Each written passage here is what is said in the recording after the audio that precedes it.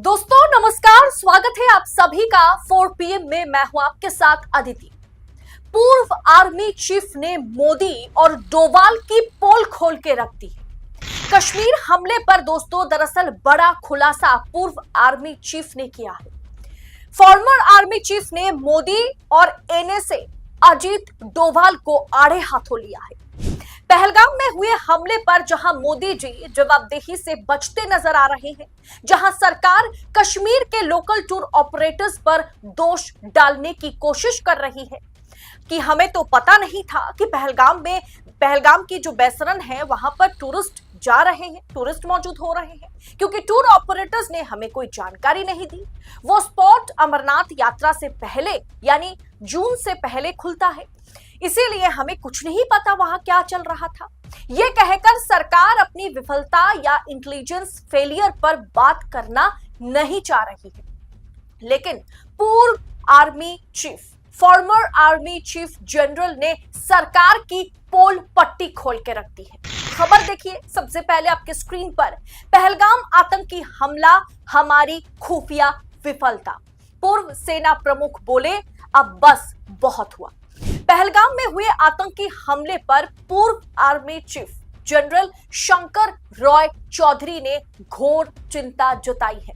उन्होंने कहा है कि हमला खुफिया जानकारी की कमी के कारण हुआ है। अगर इंटेलिजेंस यहां फेल हो रहा है तो किस किस मोर्चे पर हम फेल होंगे हम सोच भी नहीं सकते। ये सोचकर भी मुझे भयंकर चिंता हो रही है और सरकार इससे जवाबदेही से बच रही है। सरकार ऐसा नहीं कर सकती है।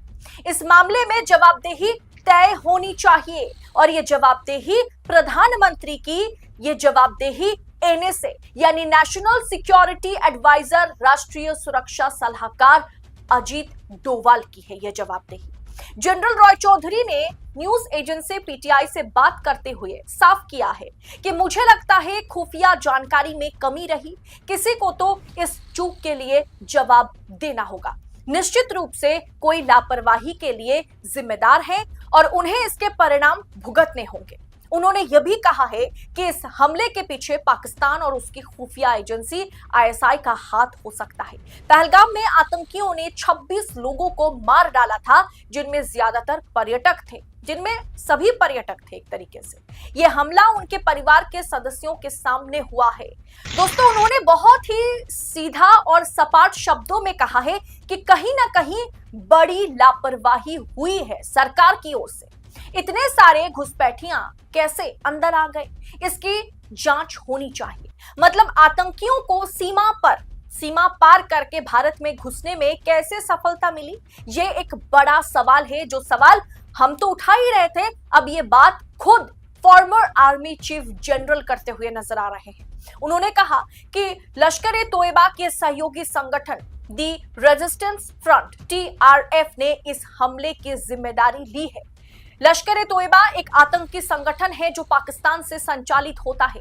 TRF उसी का एक हिस्सा है। उन्होंने आगे यह भी कहा कि जैसे का तैसा यानी टिट फॉर टैट अपनाने होंगे। जब उनसे यह सवाल पूछा गया, पीटीआई के पत्रकार ने यह सवाल पूछा, क्या भारत सरकार की ओर से पाकिस्तान पर लगाए गए राजनयिक प्रतिबंध काफी है, तो रॉय चौधरी ने क्या कहा? उन्होंने कहा सबसे पहले हमें प्रतिरोधात्मक उपाय करने होंगे। वे किस रूप में होंगे ये हम पर निर्भर करता है। पारंपरिक उपाय पर्याप्त नहीं होंगे। इसके मतलब है कि सिर्फ बातचीत और प्रतिबंधों से काम नहीं चलेगा, हमें कुछ और सख्त कदम उठाने होंगे। रॉय चौधरी ने आगे कहा कि हमें उसी तरह से जवाब देना होगा। यही एकमात्र तरीका है जो मुझे दिख रहा है कि जैसे का तैसा, टिट फॉर टैट, जो उन्होंने किया हमें भी उसी तरह से जवाब देना है। हमें अंतर्राष्ट्रीय कूटनीति बनाए रखते हुए जवाबी कार्रवाई करनी है। अब बहुत हो गया है, जैसे को तैसा वाली नीति अपनानी होगी। किसी अंदर के आदमी ने क्या हमलावरों की मदद की? ये सवाल जब पीटीआई के पत्रकार ने उनसे पूछा तो उन्होंने कहा मैं सीधे तौर पर ऐसा तो नहीं कह रहा हूं, लेकिन हमें अपनी आंखें और कान खुले रखने चाहिए। पाकिस्तान और आईएसआई हमेशा सक्रिय भूमिका निभाते रहे। हमारे पास अपना खुफिया एजेंसी है, रॉ है, रिसर्च एंड एनालिसिस विंग है और हमें इसका प्रभावी जिससे पाकिस्तान को फर्क पड़े, जिससे पाकिस्तान डरे, इस तरीके का जवाब ढंग से देना होगा। मतलब हमें हर तरफ से सतर्क रहना होगा और अपनी खुफिया एजेंसियों को और मजबूत करना होगा और सरकार को अपनी जवाबदेही तय करनी होगी। पूर्व army chief mister Roy Chowdhury ने, शंकर रॉय चौधरी ने यह साफ किया है कि इसकी जिम्मेदारी एनएसए अजीत डोभाल और हमारे देश के जो राष्ट्रीय सेवक है यानी प्रधानमंत्री मोदी को लेनी होगी, क्योंकि उन्होंने साफ किया है कि ये कोई local tourist operators, tour guide, इनके चलते, इनकी गलतियों के चलते ये हमला नहीं हुआ है। इस हमले को अंजाम देने के पीछे वो लोग इसलिए दे पाए क्योंकि हमारी इंटेलिजेंस फेल हो चुकी थी। हमारी आर्मी हो, सेना हो, इंटेलिजेंस हो, रॉ हो, आईबी हो, ठीक तरीके से काम करते हुए नजर नहीं आए थे। अब दोस्तों, हम तो डायरेक्ट तरीके से या सीधे तौर पर सेना से सवाल नहीं कर सकते। अब सेना से सवाल करना मतलब देश के लिए सवाल, मतलब देश पर सवाल हो जाता है, लेकिन सवाल तो पूछे जाएंगे ना, क्योंकि अब ये बात हम नहीं कर रहे हैं। बड़े बड़े सिविल सोसाइटी के लोग, बड़े बड़े जर्नलिस्ट, यहाँ तक कि जितने भी पूर्व आर्मी ऑफिसर्स रहे, आर्मी चीफ अब ये बात करते हुए नजर आ रहे हैं कि इंटेलिजेंस फेलियर पर बात करनी चाहिए।